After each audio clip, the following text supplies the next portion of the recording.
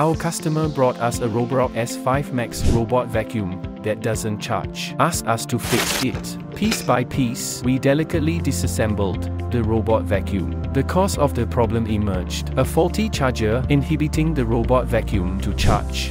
We replaced the faulty charger with a new one.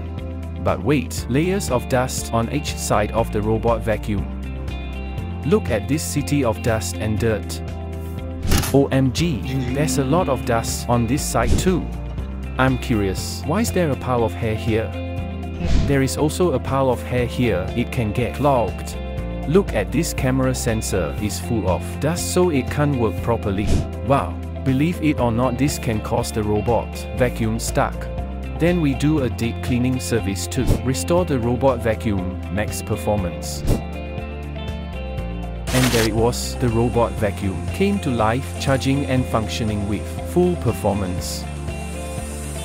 Are you having the same problem? Contact us today.